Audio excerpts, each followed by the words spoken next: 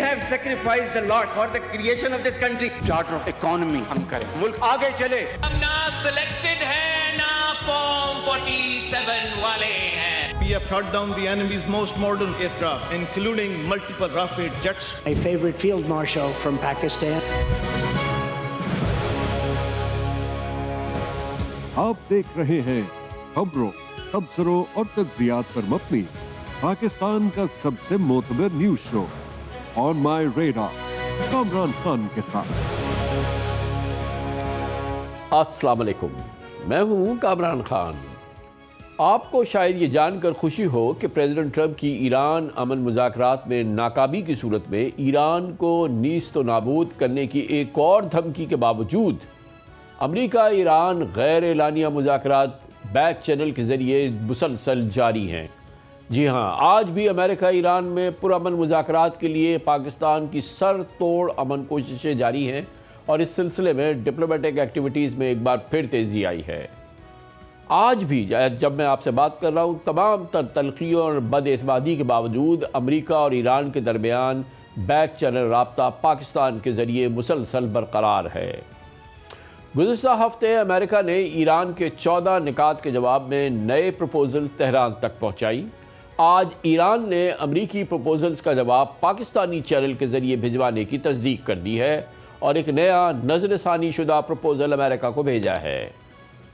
اس کے ساتھ ہی president Trump کے سخت اور دھمکی آمیز بیانات داغنے کا سلسلہ بہرحال جاری ہے، جس سے امن کی شمع کبھی جلتی ہے تو کبھی بجھتی دکھائی دیتی ہے.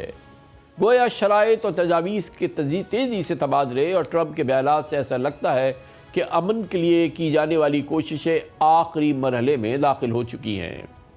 آج رائٹرز نے بھی پاکستانی سورسز کے حوالے دیتے ہوئے کہا کہ وقت بہت کم ہے کیونکہ دونوں ممالک اپنے مطالبات اور کنڈیشنز تبدیل کرتے ہیں.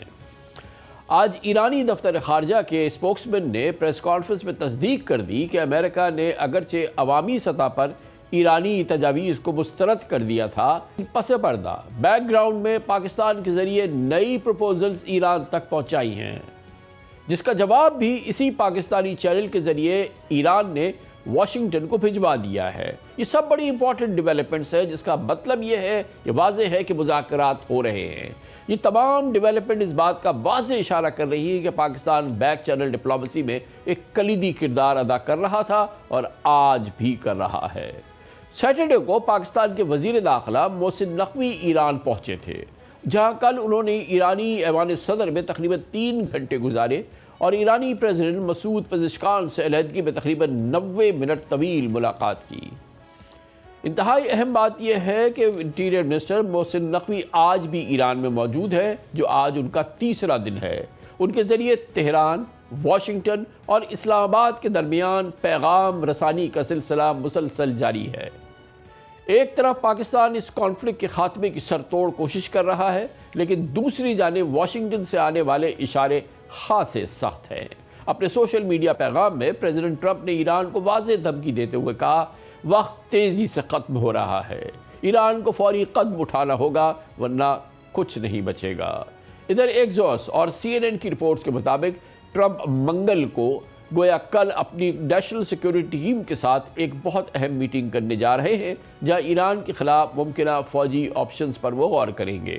ان خبروں کے مطابق پریزیڈنٹ ٹرمپ نے چائنا کے دورے کے فوراً بعد اپنی نیشنل سیکیورٹی ٹیم کے ساتھ ایران کے معاملے پر اہم میٹنگز کی ہیں اور اس میٹنگ میں JD Vance, Marco Rubio, Steve Witkoff اور CIA کے چیف بھی موجود تھے. تاہم ایکزوس کے مطابق ٹرمپ اب بھی یہ دعویٰ کر رہے ہیں کہ ایران معاہدہ چاہتا ہے. ٹرمپ کہتے ہیں کہ وہ ایران کی نئی تجاویز کا انتظار کر رہے ہیں.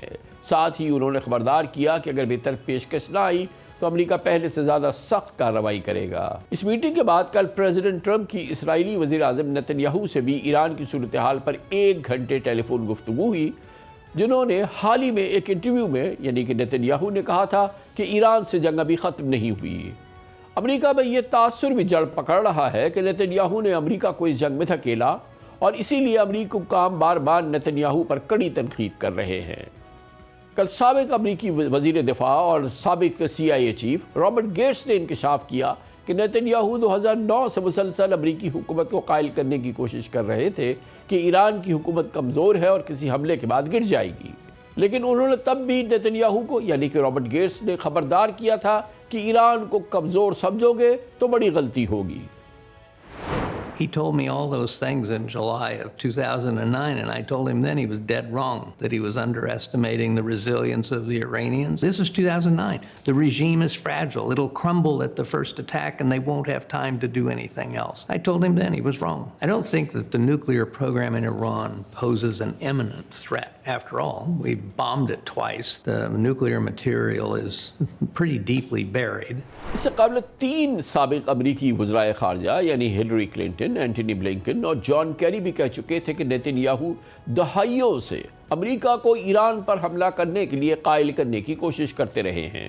Netanyahu has tried to get every American president to agree to have an open-ended war with Iran, because I had many long, hours-long conversations with him and his war cabinet about this, and refusing to go along with a very inchoate desire to do something to Iran that with no real end state. I was part of any number of conversations with Prime Minister Netanyahu. He wanted us to strike. He came to President Obama. He made a presentation that asked to strike. President Obama refused. President Biden refused. President Bush refused. The only president who has agreed to this, obviously, is President Trump. To my knowledge, he's tried to convince virtually every administration since he's been in office to do what President Trump finally did. He came to the Obama administration and tried this. He came to the Biden administration and tried this. And he finally found a willing customer. اب کل ملا کے صورتحال یہ ہے کہ پاکستان یقیناً آگے ہے، مگر اس کے ساتھ ترکیہ، قطر اور دیگر علاقائی ممالک جنگ روکنے کے لیے ڈپلومیٹک ایکٹیویٹیز میں پاکستان کے ساتھ شریک ہے،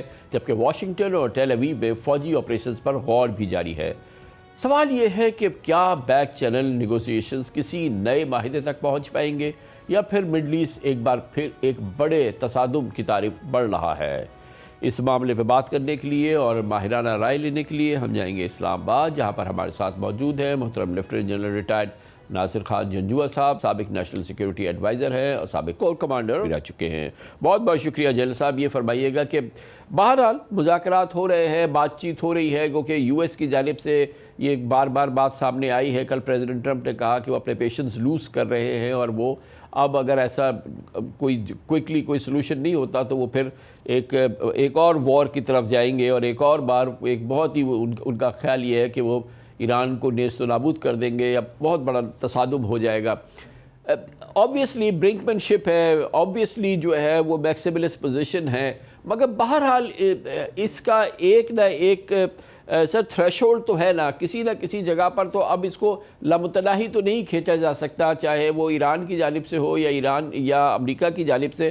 اب وقت وہ آ گیا ہے کہ کوئی نہ کوئی بیسک یا کوئی نہ کوئی ایک فنڈامنٹل بیسک جو ہے کوئی کنورجنس ہو جائے، کوئی ایگریمنٹ چاہے نہ ہو، لیکن ایک پیج پہ تو آنا شروع ہونا، ادروائز تو شاید یہ اس طرح سے مسلسل نہیں جاری رہ سکتا، اور خدا نخواستہ کوئی بڑا ایک تصادم ہو سکتا ہے۔ تھینک یو کامران صاحب، السلام علیکم۔ وعلیکم السلام۔ یہ ہم سمجھتے ہیں کہ اب کچھ نہ کچھ فیصلہ ہو جانا چاہیے، یہ ہم سمجھتے ہیں کہ کہیں صبر کا پیمانہ لبریز نہ ہو جائے، پھر جنگ نہ ہو جائے۔ لیکن آپ دیکھیے کہ پہلی بات کہ زمین پہ جنگ جاری ہے، اور اس میں ابھی تک جیت ہار کا فیصلہ نہیں ہوا، تو یہ جنگ کو اس طریقے سے ختم کرنا ہے کہ یو ایس سمجھے کہ میں جیتا ہوں اور ایران سمجھے کہ میں جیتا ہوں۔ پھر اس کے بعد آپ دیکھیے کہ یہ باقاعدہ 3 قوموں کے درمیان ایک بہت بڑا ڈیسیشن ہے۔ مثلا یو ایس تو یہ ابھی سوچ سکتا ہے کہ میں نے جو نقصان کرنا تھا کر دیا، جو میں لینے گیا تھا وہ سب کچھ مجھے نہیں ملا، تو ابھی یو ایس کے کینوس پہ کیا ہے؟ یو ایس کے کینوس پہ اس وقت ہے فیس سیونگ، کہ کسی طریقے سے وہ اس جنگ سے اس طریقے سے نکلے کہ اس کی ساکھ برقرار رہے، کہ جی آفٹر آل وہ جی U S has been victorious. لیکن آپ دیکھیے کہ ایران کے کینوس پہ کیا ہے، یہ یعنی کہ بہت بڑا ڈیسیژن ہے، ایک قوم کا فیصلہ ہے۔ اب اس کے بعد ایران یہ دیکھ رہا ہے کہ ٹھیک ہے ہم زخم خوردہ ہیں، تو کیا فیوچر میں ہمیں شکست خوردہ سمجھا جائے گا؟ ان کا فیوچر کیا ہوگا؟ ان کی قومی سلامتی اس جنگ کے ختم ہونے کے بعد کیا ہوگی؟ ان کے ملک کی معیشت کیا ہوگی؟ تو اس وقت جو ایران کا کینوس ہے وہ بھرا ہوا ہے فیوچر کے چیلنجز کے ساتھ، فیوچر کے سوالوں کے ساتھ۔ تو اس لیے آپ دیکھیے کہ یہ ایک قوم نے فیصلہ کرنا ہے، یہ ان کی اسٹیٹسمین شپ ہے۔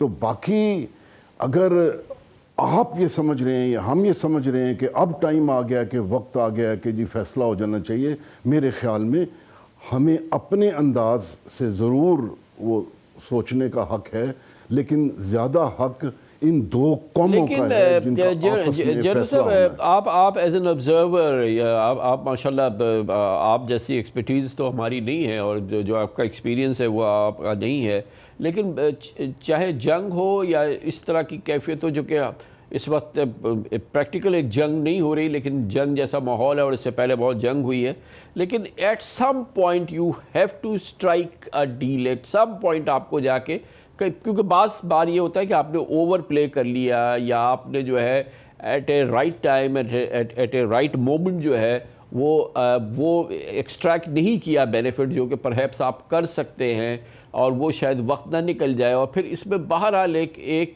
یہ خطرہ تو موجود ہے کہ دوبارہ کانفلکٹ نہ شروع ہو جائے، دوبارہ جو ہے فائنلی جو ہے وہ پریزیڈنٹ ٹرمپ جو ہے وہ کسی بھی وجہ سے جو ہے وہ سوچے کہ اب مجھے اسٹرائک کرنا چاہیے، کیونکہ بہرحال ان کے جو اسٹرائک کرنے والی فورسز ہیں وہ بھی ان کے ساتھ ہیں، کافی ہیں۔ تو ابھی آپ نہیں سمجھتے کہ وہ پوائنٹ جو ہے پرہیپس ایران کے لیے، کہ جو بھی اس کی پوزیشن بہترین ہے، اسٹرانگ ہے، ہر لحاظ سے ہے، لیکن now it's a point where کہ اب جو بھی حاصل کرنا ہے اس پر ابھی حاصل کریں، کیونکہ ایک بات تو طے ہے، پچھلے ہم نے 24 گھنٹے میں دیکھا ایک بار پھر، بلکہ 48 آورز میں، کہ ایران نے کہا کہ جی کہ ہم ڈیفر کر سکتے ہیں نیوکلیئر، وہ تو ان کی ہمیشہ سے پوزیشن رہی ہے کہ نیوکلیئر ٹاکس اور اس کا سبسٹنٹیو جو بھی رزلٹ ہے اس کو ہم ڈیفر کر سکتے ہیں، پہلے ہرموز کھل جائے اور وار ایک پرماننٹ سیز فائر ہو جائے۔ یو ایس کی جانب سے بھی یہ بات اب سامنے آ رہی ہے کہ جی کہ اس کو ہم ڈیفر کر سکتے ہیں اور اس کو آگے کی طرف لے جا سکتے ہیں۔ تو اب یہی بات ایسی ہے کہ جس پہ کہ اگر ایک کنورجنس ہو جائے تو ایک بہت بڑی ابتدا ہو جائے گی نا، اس میں کیا قباحت ہے؟ دیکھیے قباحت یہ ہے کہ جو میکسیمم پوزیشن لی ہوئی ہے یو ایس نے کہ zero enrichment and Iran can never be nuclear, تو اب آپ سمجھتے ہیں کہ کوئی سولوشن نکل آئے، تو یہ اس طرح کی میکسیمم جب پوزیشنز لے لیتے ہیں اور وہ بیلنس جب نہیں ہو رہی ہوتی تو پھر یقیناً سولوشنز نہیں نکلتے۔ اب بہت بڑا چیلنج یہ ہے ہم سب کے لیے کہ کہیں وقت نہ گزر جائے اس کو میکسیمم بینیفٹ کرنے کا اور پھر سے جنگ نہ شروع ہو جائے۔ آپ دیکھیے کہ کمال مہارت کے ساتھ ایران نے دو چیزوں پہ اس وقت ریلائی کیا ہوا ہے، اپنے آپ کو ماسک کیا ہوا ہے ایران نے ہرموز کے ساتھ، اور اس کی جیو پولیٹیکل جیو اسٹریٹجک اس کی امپلیکیشنز ہیں، اور کمال مہارت کے ساتھ جو اصل ایشو ہے جس کے لیے جنگ ہوئی ہے نیوکلیئر کی، تو وہ انہوں نے اٹھا کے پیچھے دھکیل دیا ہے اور کہا کہ اس کے اوپر بعد میں بات کریں گے۔ اب یہ دو لیوریجز ہیں جس پہ ایران جو ہے سارا کچھ بینک کر رہا ہے۔ اب اس نے اپنے اوپر سے سینکشنز ہٹوانی ہیں، اس نے اپنا فارورڈ ایکسس بچانا ہے، اس نے اس میں سے وکٹوریس نکلنا ہے، اس نے اپنا فیوچر انشور کرنا ہے۔ تو بیسیکلی کامران صاحب جس طرح آپ نے لفظ کیا استعمال برنکمین شپ اور اسٹیٹسمین شپ، تو یہ وہ وقت ہے۔ آپ دیکھیے آن زمین پہ تو جنگ لگی ہوئی ہے، تو جو ٹرمپ صاحب کی بھی بات چیت ہے، ابھی زبان سے پھول نہیں جھڑ سکتے، زبان سے پھر وارننگز، تھریٹس، فیئرز اور اس طرح کی باتیں نکل سکتی ہیں۔ تو آئی ایم شور کہ let's leave it to Iran, وہ اس کو بڑا ٹرانسلیٹ کر کے دیکھ رہے ہیں، وہ ہلکی پھلکی لچک اپنے پوائنٹس میں ضرور دکھا دیتے ہیں، جل صاحب واٹ یور ٹیک کہ پریزیڈنٹ ٹرمپ اس بار جو ہے وہ جو ان کی تھریٹ ہے یا جو وہ دھمکی دے رہے ہیں اس بار ہی ایکچولی لوزز پیشنس اینڈ وہ آرڈر کرے کہ جی کہ ملٹری اسٹرائکس شروع ہونی چاہیے اور ایران کے بریجز کو اور ایران کے گرڈس کو اور پاور جو ان کا انفراسٹرکچر ہے اس کو برباد کرے اور جواب میں ایران پھر ظاہر ہے کہ جو اس کا ریپرائزل ہے وہ ہم دیکھیں. یہ یعنی کہ یہ ایک شو ڈاؤن ایک بالکل ڈومس ڈے جو سینیریو ہے یہ ہو جائے, اس کا کتنا رسک ہے آپ کے نزدیک, یا آپ سمجھتے ہیں کہ نہیں یہ صرف باتیں ہیں؟ نہیں, میں بالکل یہ نہیں کہوں گا کہ یہ صرف باتیں ہیں, کیونکہ آبویسلی یو ایس اور اسرائیل نکلے ہیں وار کے لیے اور پورا وار مشین ان کے ادھر کھڑی ہے اور بالکل سٹینڈ بائی ہے. اور ابھی چونکہ جنگ سے ریکانسیلیشن کی طرف بات چلی گئی ہے, سیز فائر کی طرف بات چلی گئی ہے, میں بالکل یہ نہیں کہوں گا کہ یہ دوبارہ نہیں ہو سکتا. لیکن آبویسلی جس وقت مسٹر ٹرمپ جب بیٹھیں گے اپنی ٹیم کے ساتھ تو ان کو بتائیں گے کہ پھر ایران کس طریقے سے ریئیکٹ کرے گا, اس کا ایفیکٹ اسرائیل پہ کیا ہوگا, اس کا ایفیکٹ اسپیشلی یو اے ای پہ کیا ہوگا نیکسٹ راؤنڈ میں, کیونکہ کچھ غلط فہمیاں کچھ اس طرح کی باتیں ایران اور یو اے ای کے درمیان بھی ہوئی ہیں, نتن یاہو کے ساتھ ملاقات وغیرہ بھی. تو سب سے زیادہ ایفیکٹ کس پہ آئے گا, باقی ممالک پہ کیا گزرے گی, اور وہ کاسٹ بینیفٹ انالیسز ان کو ضرور بتائیں گے. تو آئی ایم شیور کہ وہ بھی کریں گے اور ہو سکتا ہے کہ فرسٹریٹ ہو جائیں اور پھر دوبارہ سے وہی قدم اٹھائیں. لیکن اس دفعہ اگر ساری تباہی بربادی کرنے کے باوجود بھی کہیں تو جا کے قدم کریں گے نا, اور ایران پھر اپنے پاؤں پہ کھڑا ہو کے یہی کہہ دے گا کہ ہم انریچمنٹ جو ہے وہ اس کو گیو اپ نہیں کریں گے, تو پھر کیا ہوگا. تو آئی ایم شیور کہ سارے پروز اینڈ کونس ان کے جو پالیسی میکرز ہیں, ڈیسیژن میکرز ہیں, منسٹر آف وار ہیں, ان کے ذہنوں میں یہ ساری چیزیں چل رہی ہیں.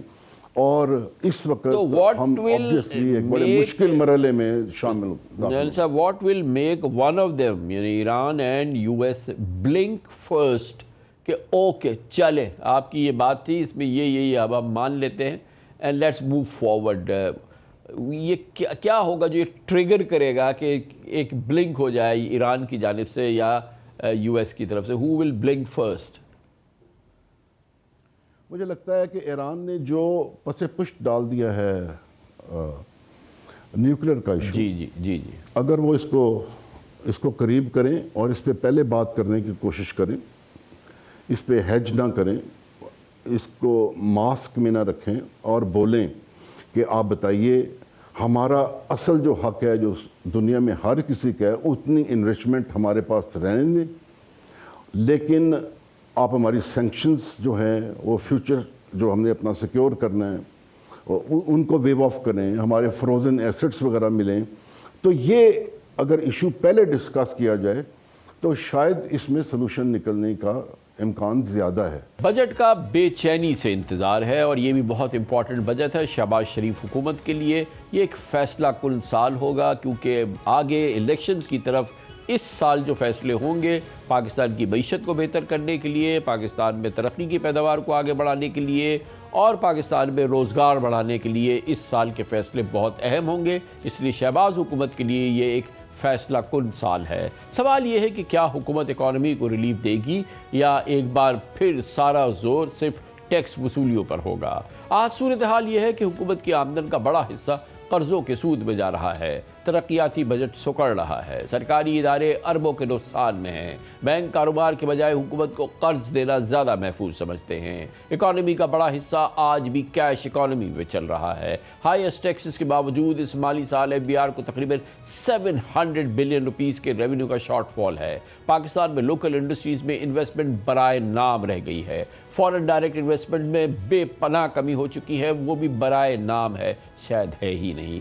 بے روزگاری خطرناک حد تک ان امپلائمنٹ بڑھ رہی ہے اور اسی دوران مڈل ایسٹ میں جاری کشیدگی نے پاکستان کے لیے نئے اکنامک چیلنجز پیدا کر دیے ہیں جس سے ایگریکلچر, انڈسٹریز اور اوور آل گروتھ بہت شدید متاثر ہو رہی ہے.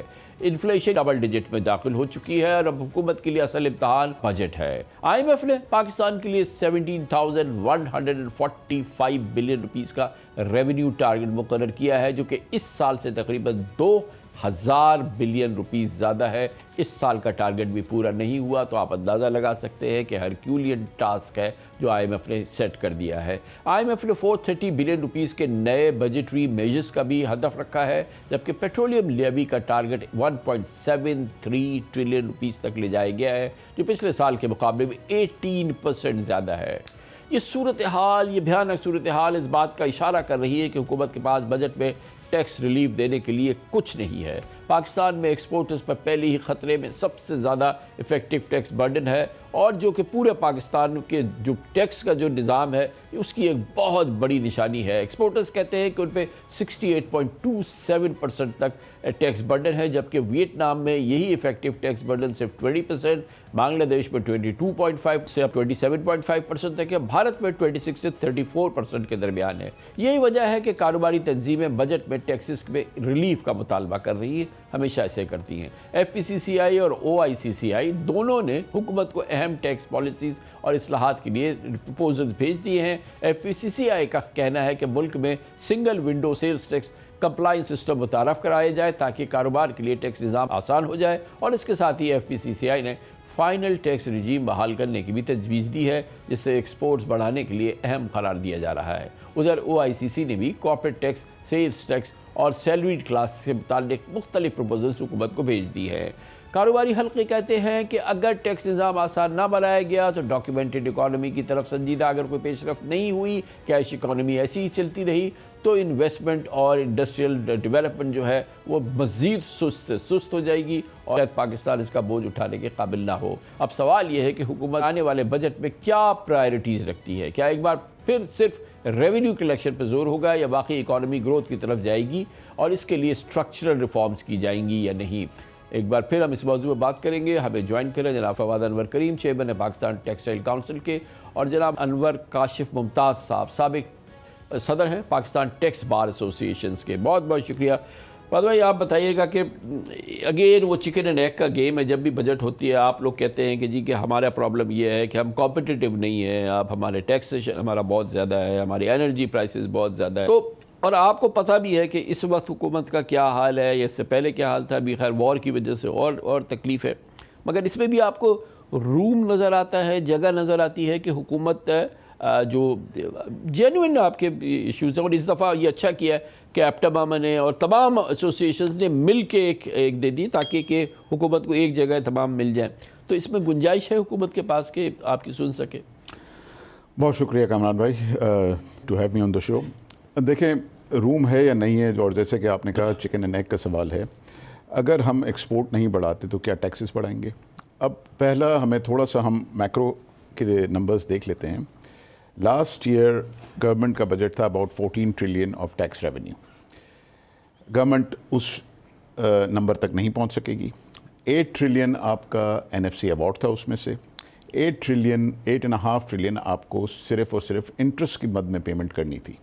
یہ دونوں فگرز ہی 16.5 ٹریلین تک پہنچ جاتے ہیں، سو ٹیکس اور نان ٹیکس ریونیو تو وہیں کھپ جاتا ہے آپ کا۔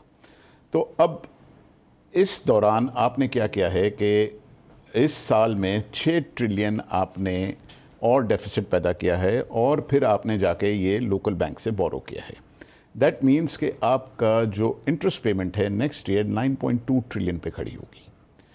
تو ایک طریقہ تو یہی ہے آپ ٹیکس بڑھاتے رہیں، اور جو جی ڈی پی گروتھ جو آج اس میں آپ نے وہ شامل کر لیا کہ جو 1% انٹرسٹ ریٹ بڑھا ہے وہ بھی ظاہر ہے کہ گورنمنٹ پریشر ہے، جی، مگر وہ پورے سال کے لیے نہیں بڑھا ہے، جتنا بھی بڑھا ہے وہ ڈیفینیٹلی وہ اس پہ پریشر آیا۔ ٹھیک، سو اب آپ یا تو ٹیکس ریٹ بڑھاتے رہیں اور جی ڈی پی کو گروتھ کو آپ 3.5% ہیں اور کم کر لیں گے۔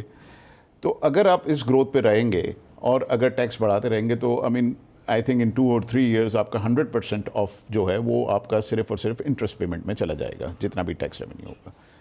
Only survival out of this is exports. اب اگر چکن اینڈ ایگ ہے تو ٹھیک ہے، آپ کو کہیں نہ کہیں پرائرٹی دینی پڑے گی ایکسپورٹس کو نکلنے کے لیے۔ اب یہ بات دیکھنے کی ضرورت ہے کہ what is wrong with our exports, اور ہمارے ایکسپورٹس بڑھ کیوں نہیں پا رہے۔ That is where the issue از۔ जैसा कि आपने कहा, I mean this is the first time in history कि all the associations got together on one forum, और हमने जब गवर्नमेंट को प्रपोजल दिए तो पूरी टेक्सटाइल चेंज की दी है कि पूरी टेक्सटाइल चेन सर्वाइव कर सके, ना कि ओनली सिर्फ एक्सपोर्ट्स, जो और चेन पे अगर ठीक होगी जब ही जाके आपकी एक्सपोर्ट्स भी बेहतर होंगी। दूसरी तरफ अगर आप 3.5% GDP ग्रोथ पे चलते हैं और 2% आपकी ग्रोथ पॉपुलेशन ग्रोथ है, that means 6 million people every year हम वर्कफोर्स में या पैदा कर रहे हैं। इसका मतलब है कि combined city of Faisalabad and Multan हम हर साल एक पैदा कर रहे हैं। हम उस लोगों को कहाँ लेके जाएंगे? आपको एम्प्लॉयमेंट्स देनी है। आप अगर चाइना का मॉडल देख लें, इंडिया का मॉडल देख लें, वो टेक्सटाइल को चला के इसलिए रखते हैं कि that consumes a lot of people और उससे एम्प्लॉयमेंट आती है। अब हमें ये देखने की ज़रूरत है कि what have we done wrong in the last 3 years। I mean ये गवर्नमेंट स्लोगन ज़रूर करती है कि हमें एक्सपोर्ट ओरिएंटेड हैं और एक्सपोर्ट से ही हमें आगे करना है और 60 बिलियन के एक्सपोर्ट्स पे ले जाना है, जिस तरह प्लानिंग कमीशन एक उड़ान पाकिस्तान की मिसाल हमें दे रही होती है। आपने जब गैस के जो रेट्स हैं वो आज with the levy it's about 4600 पर MMBtu, दैट मीन्स कि अगर आप उसको देख लें तो 17 सेंट के करीब होते हैं। दूसरे कंट्रीज़ में पावर का रेट 6 सेंट के करीब आता है। आप ग्रिड बिजली का रेट देख लें तो वो आपका आज 3200 रुपये के करीब है, विच अगर आप देख लें तो 11 सेंट्स के करीब आता है। अगेन 6 या 7 सेंट से आप compete नहीं कर सकते। सबसे बड़ा इशू आपका टैक्सेशन का है। जैसे कि आपने पहले कहा 68% इफेक्टिव टैक्स रेट है एक्सपोर्ट्स पर, जिसमें आपका एडवांस टैक्स आ जाता है, जिसमें आपका मिनिमम टैक्स आ जाता है, सुपर टैक्स आ जाता है, EOBI, SSE, what not. I mean आप उंगली पे गिन भी नहीं सकते, इतने टैक्सेस हम पर लगे हुए हैं। तो मुझे बताएं कि जो कोई भी इस बिज़नेस में था वो इस बिज़नेस में क्यों रहेगा? एक, आपके कॉस्ट ऑफ डूइंग बिजनेस इतनी महंगी है जिसमें आप कमा नहीं सकते, और उसके बाद अगर आपने कमा लिया तो उसमें से 68% आप। मगर वो ये नफाद में वो कहते हैं कि ये आप कहते हैं कि ये इस बिज़नेस का सर्वाइवल नहीं है, it's impossible to run the business. मगर बिज़नेस तो माशाल्लाह चल भी रहा है, पैसे भी बन रहे हैं, सब कुछ है, लिस्टेड कंपनीज उसका भी सामने आ जाता है। काशिफ भाई ये बताइएगा कि ये फवाद साहब ने कहा कि एक्सपोर्ट्स बढ़ानी है, अगर आपको इकॉनमी को चलाना है तो एक्सपोर्ट्स बढ़ानी है, मगर ऑब्वियसली रेवेन्यूज़ बढ़ने से सबसे पहला काम होगा। रेवेन्यूज़ बढ़ेंगे तो काम होगा। रेवेन्यूज़ बढ़ेंगे उस वक्त जब कि हमारे पास इतनी बड़ी गुंजाइश है, क्योंकि इतनी बड़ी अनडॉक्यूमेंटेड इकोनॉमी है, इतनी सी डॉक्यूमेंटेड इकोनॉमी है, इतनी बड़ी कैश इकोनॉमी है, इतनी सी हमारी रेगुलेटेड इकोनॉमी है। ये काम तो FBR ने करना है ना। अब मिसाल के तौर पे जैसे कि अभी आ जाएगा FBR का कि जी कि हमने टारगेट तो नहीं मीट किए, लेकिन हमने 14% ग्रोथ दिखाई है। लेकिन वो 14% ग्रोथ तो ऑर्गेनिक कितनी है, वो कितनी अपनी मेहनत से ग्रोथ है, वो कौन सी जिसमें कि अनडॉक्यूमेंटेड इकोनॉमी को ऐड किया गया, कितनी है कि इकोनॉमी को डिजिटाइज किया गया, उस फ्रंट पे क्या हो रहा है? सबसे बड़ी नाकामी और सबसे बड़ी शिकस्त, सबसे बड़ी तबाही तो इस एलिमेंट, इस जगह पर है ना। सर बहुत शुक्रिया आपका, आपने मुझे मदद किया। बेसिकली सर इशू ये है कि FBR की जो एक्सरसाइज है ना, वो एक्सरसाइज ये है कि वो एक पूरी फर्टाइल एक्सरसाइज है, उसका रिजल्ट ओरिएंटेड कोई काम नहीं है। FBR हमारा रेगुलेट करने के लिए, एग्जीक्यूट करने के लिए ज़रूर है, लेकिन अगर आप ये देखेंगे कि जो उनको टारगेट दिया जाता है, वो टारगेट ऐसे दिया था कि अगर इकॉनमी चल भी रही फिर भी टारगेट उनके पास होता है, और वो उसी तरह स्क्वीज़ कर रहे होते हैं लोगों को। इससे लोग जो ना सिस्टम से बाहर रहना पसंद करते हैं या सिस्टम से बाहर निकल जाते हैं। ठीक है, तो आप ये गवर्नमेंट को सोचना चाहिए कि अगर सिस्टम से लोग बाहर निकल रहे हैं तो उसकी वजह क्या है। अब आपने जो फरमाया ना कि हमारा अनडॉक्यूमेंट जो एक बुरा सेगमेंट है वो, लेकिन अनडॉक्यूमेंट तो है, लेकिन वो डॉक्यूमेंट के साथ काम कर रहा है, कहीं ना कहीं वो सर्वाइव कैसे कर रहा है, उसकी कहीं ना कहीं एक्टिविटी हो रही है। अब ये जो चीज़ है ना, इसको ब्रिजिंग करने के लिए गवर्नमेंट को ज़रूरत है। वो FBR नहीं कर सकता, वो पॉलिसी मेकर्स कर सकते हैं, उनको ऐसी पॉलिसी लेके आनी पड़ेगी। अब पिछले 6 महीने से सिर्फ सुपर टैक्स की बात हो रही है कि सुपर टैक्स का जनवरी से फैसला आया है, अब इस पर कलेक्शन होगी। अब ये ऐसा विंडफॉल है, उसके बाद भी अगर आपका रेवेन्यू जो है वो पूरा नहीं हो पा रहा तो वो फिर आपके लिए मतलब। और इस सुपर टैक्स ने जो इस फैसले के बाद हुआ, इसने इतनी लिक्विडिटी सक कर ली जो कि कहीं प्रोडक्टिव यूज़ होती, कहीं जाती, और किस तरीके से, क्योंकि उसमें बैक डेटेड भी सारा उन्होंने वो एक्सट्रैक्ट किया है। तो ये तो उस पर सोने से आगा कि आपको रिफंड नहीं दे रहे हैं, आप कह रहे हैं अपफ्रंट पेमेंट करो, रिफंड बात की बात है। तो मतलब आपने लिक्विडिटी तो बिल्कुल स्टक कर ली। अब आप वही कहते हैं कि बिजनेस एक्टिविटी चले, एक्सपोर्ट चले, तो लोगों के पास कैश लिक्विडिटी होगी तो चलेगी। अब इसमें सबसे बड़ी बात है कि इसको मॉडर्नाइज करने की ज़रूरत है और डिजिटलाइज करने की ज़रूरत है। ये डिजिटलाइज नहीं कर रहे, एशियन डेवलपमेंट बैंक के पास फंड पड़ा हुआ है, ये डिले कर रहे हैं उसको डिजिटलाइज करने में। अब उसके वेस्टेज एंड इंटरेस्ट क्या है इनके? अगर ये डिजिटलाइज करेंगे इकॉनमी खुद ब खुद जो है ना प्रोडक्टिव हो जाएगी, लेकिन अभी इस वक्त जो है वो सिर्फ डिले हो रहा है। एंड टू एंड आप डिजिटलाइज करते हैं, देखें रिजल्ट आना चाहिए। पाकिस्तान में पोटेंशियल बहुत है। فہد بھائی یہ ریفنڈ تو 327 بلین کے، اس کے علاوہ ایڈوانسز بھی ہے نا کہ جو آرگنائزیشنز کو، کمپنیز کو، بینکس کو جو سال کے ایڈوانسز اور پتہ نہیں کتنے ٹائمز ایڈوانسز جو ہے وہ لے لیے گئے. دیکھیں انکم ٹیکس ریفنڈ تو آپ کو کبھی ملتا ہی نہیں ہے، ٹھیک ہے نا، وہ کھڑے ہوئے رہتے ہیں. 327 بلین ہے. سیلز ٹیکس کا بھی آپ کو جب آپ ریفنڈ کے لیے جاتے ہیں اور یہ کہتے ہیں ہم نے فاسٹ سسٹم میں دیا ہوا ہے، لیکن وہاں بھی یہ 12% پہلے ڈیڈکٹ کر لیتے ہیں اور پھر آپ کو یہ باقی پیمنٹس کر رہے ہوتے ہیں، تو وہ بھی ایک پائل اپ ہوتا ہوا جاتا ہے. تو hundreds of billions of rupees ہیں جو ریفنڈ میں پڑے ہوئے ہیں. اب جیسے کہ انہوں نے بتایا کاشف صاحب نے کہ ہم نے ان سے کہا کہ بھئی اگر سپر ٹیکس کی آپ کو ایڈجسٹمنٹ کرنی ہے تو آپ ہمارے ریفنڈ سے کر لیں. انہوں نے کہا نہیں، یہ اپ فرنٹ پیمنٹ ہوگی، ایڈجسٹمنٹس کی بات کوئی نہیں ہو رہی. تو وہ پیسے وہ دینا نہیں چاہ رہے اور اس پہ یہ بات کر رہے ہیں. اگین جب آپ بات کر رہے تھے انڈاکیومنٹڈ اکانومی کی، آپ نے پچھلے سال بھی کچھ 7.5 ملین بیلز کاٹن پروڈیوس کی. 5.5 ملین بیلز آپ کے سسٹم میں آئیں اور 2 ملین بیلز آپ کے سسٹم سے نکل گئیں. اگر آپ نے اتنا ٹیکس رکھنا ہے، 68.2% جانا ہے، تو you are forcing people to come out of the system. تو یہ بیسکلی اگر آپ دیکھیں تو یہ ریونیو کا امپیکٹ بھی ہے، آپ کو جی ڈی پی کا بھی ہے. یہ 2 ملین بیلز آپ کی جی ڈی پی کا حصہ ہو جاتی ہیں اگر آپ کہتے ہیں، اور آپ کا جو نیٹ ہے وہ بڑا ہو جاتا اور پھر آپ اس سے ٹیکس کما سکتے تھے. مگر ٹیکس ریٹ اتنا آپ نے زیادہ کر دیا ہے کہ people now prefer to get out of the system. آپ اس پہ فوکس نہیں کر رہے، آپ یہ فوکس کر رہے ہیں کہ جو جتنا ٹیکس دے رہا ہے اس پہ اور کیسے ٹیکس ڈالا جائے اور ان سے کس طرح سے ایکسٹریکٹ کیا جائے. دس ول جسٹ کل دا بزنسز. اور آپ نے دیکھ لیا ہے کہ بہت سارے بزنسز جو ٹیکسٹائل کے especially S M E businesses ہیں، کنزمپشن بھی نہیں ہے نا، کنزمپشن نہیں ہے. آپ جو پرچیز پیرٹی ہے پاکستان کی، وہ آپ دیکھیں کہ کتنی کم ہے، کیونکہ لوگوں کے پاس پیسہ بچتا ہی نہیں ہے. سیلریڈ کلاس جو ہے وہ سب سے بڑی جو ہے آپ لوگوں سے ڈبل دیتی ہے. تو یہ ملک میں صرف سیلریڈ کلاس سے ہی کاشف بھائی چل رہا ہے نا. صحیح بات ہے سر. ابھی 7E کا فیصلہ آیا، انہوں نے کہا کہ یہ جو ہے الٹرا وائرس ہے. اب 7E پہ لوگوں نے ملینز آف روپیز دیے ہوئے ہیں. اب آپ کو یہ چاہیے کہ ایک ایسا روڈ میپ بنائیں کہ اس میں وہ چیزیں ایڈجسٹ کریں. آپ ڈیفالٹ سے چارج مجھ سے سپر ٹیکس نہ پے کرنے کا دے رہے ہیں، لیکن جو میرے پیسے اگر آپ نے لیے ہوئے ہیں تو اس پہ کمپنسیشن بھی دیں. پھر یہ تو برابری کی مثال پہ ہوگا نا. اگر جب تک آپ لوگوں کو یہ احساس نہیں دلائیں گے کہ آپ کا پیسہ ہم اگر دے رہے ہیں تو ہم آپ کو واپس کریں گے، نہ آپ مجھے ہیلتھ دے رہے ہیں، نہ مجھے آپ ایجوکیشن دے رہے ہیں، نہ مجھے روڈ دے رہے ہیں، تو آپ مجھ سے پیسے لیے جا رہے ہیں، تو یہ تو پھر میرے خیال میں کوئی بھی اکانومی کا اتنا بڑا حصہ، جیسے کہ ابھی فواد بھائی نے کاٹن کی مثال دی تھی، بیلز کی مثال دی تھی کہ وہ باہر ہوتا ہے، وہ جی ڈی پی میں نہیں آتا، جی ڈی پی میں آئے گا. اسی طرح سے یہ پراپرٹی جو ہے کہ جو اگر اس کی مارکیٹ ویلیو 50 کروڑ ہے اور اگر آپ نے اس کا سلیب 8 کروڑ روپے رکھا ہے تو یہ 32 کروڑ یا 42 کروڑ روپے تو یہ آؤٹ ہو گئے نا. اور اس میں آپ ٹیکسیشن کے لحاظ سے بھی اور تمام چیزوں کے لحاظ سے اتنی بڑی اکانومی صرف کیش پہ چل رہی ہے، اور روزانہ جس ملک کے اندر سینکڑوں ارب روپے کا کام ہو رہا ہے صرف کیش پہ اور اوپن، اس میں کوئی چھپی چھپائی بات نہیں ہے. یہ کتنا خطرناک چیلنج ہے. سر یہ تکلیف دہ بات ہے. آپ نے سیلریڈ لوگوں کی بات کی، 50% ٹیکس ہے سیلریڈ پہ. مطلب 100 روپے کماؤں، 50 روپے ٹیکس دے کے جاؤں، 50 روپے گھر لے کے جاؤں. اب آپ اس کی زندگی کو بالکل ریون کر دیتے ہیں. انفلیشن آپ 11% سے اوپر لے کے جا رہے ہیں. آپ اس کی لائف کو بالکل اتنی زیادہ، تو وہ کیوں یہاں کام کرے گا؟ اس کو پھر بڑا مشکل ہو جائے گا سروائیو کرنا. بزنسز تو پھر بھی کسی طرح اپنے کیپٹل سے انویسٹ کر کے، بورائنگ سے کر کے، جس طرح، لیکن سیلریڈ کلاس جو ہے نا وہ سب سے زیادہ تکلیف میں ہے. ان کے لیے بہت ریلیف کی ضرورت ہے. میرے خیال میں اس دفعہ ان کو ریٹ کو ریوائز ہونا چاہیے. بھائی یہ پوسٹ ٹیرف جو یو ایس ٹیرف اور ٹرمپ ٹیرفس اور یہ سارا زمانہ آیا، ہم سوچ رہے تھے کہ ہمارا بہتر ہوگا، پھر شاید اب ڈفرینٹ سینیریو ہے. لیکن ایکسپورٹس کا سینیریو جو ہے اوور آل وہ کیا نظر آ رہا ہے اس وقت؟ کیا سر دیکھیں، we have to be in this competitive world.